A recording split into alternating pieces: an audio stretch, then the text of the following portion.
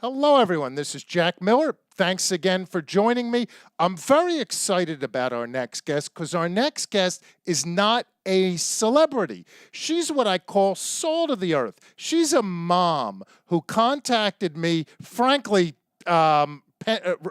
religiously to get me to put her on, who's been working to advocate for school safety, I think, since Columbine. And after speaking to her and reading a lot about her, I wanted to have her on for a minute or two. Donna, are you with us? Yeah. Donna, did I get that right? That you're, I don't want to say just a mom, parents are the most important thing in the world, but you're a mother who got involved with school safety issues since Columbine. Is that correct? That is correct. Right after Columbine, I went to my school board and started asking questions and trying to help get safety into the schools. And just want to set it up for everyone, to give everyone, I want to give them a sense of your devotion. We don't know each other. You contacted me, I believe, after Andrew Pollack was on the show and tried to get me to advocate more for school safety. And by the way, I love your Fix-It shirt, and Pollack's going to love it too. That's correct? Oh, yes, that is correct. You were dogged about it. You contacted me. So, Donna, maybe tell the audience quickly some of what you told me, how you found it very difficult as a tax-paying citizen and as a mother to speak before the school boards. Well, I went and I was the only parent there after Columbine, and they came out and just said, "Who are you and why are you here?" Before the meeting, I introduced myself and said, "I'm there for school safety." They said, "Okay, thank you very much." And they went on with the board meeting. And I sat there and waited for them to ask me, questions. And they finally said new business. And they said, "She's here because she's concerned about school safety." And this was my hometown school. And they said, "We appreciate your concern, Miss Tidwell, but this is Jackson and that won't happen in Jackson." And, laughed it off kind of. And I was the only one there. And then they said, "We're going to adjourn for executive session and anybody who's not a member can leave now." And that was me. So I walked out of that meeting thinking something's kind of wrong here. I wasn't asked to speak and they just effectively told me to leave the meeting nicely. And talking to you, it sounds like that's happened to you time and time again, where they've tried to stifle you. I don't want to put words in your mouth, so why don't you tell our audience what's going on and how you've gotten attention? Well, about a year and a half ago, I appeared before the school board again after we had some problems as here in Jackson with mold in one of our schools. They said, and they wanted to tear it down. It was a historical building.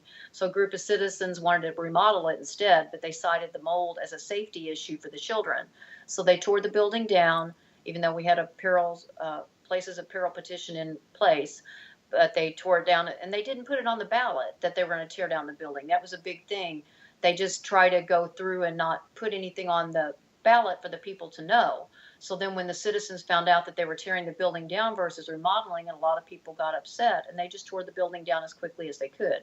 So I tried to kind of come together and heal the community between the school board and the community and tell them that I had faith that they were going to do a good effort on getting the school safe again. And then they clapped and applauded me a year and a half ago, and they said, "That's great, we'll do something."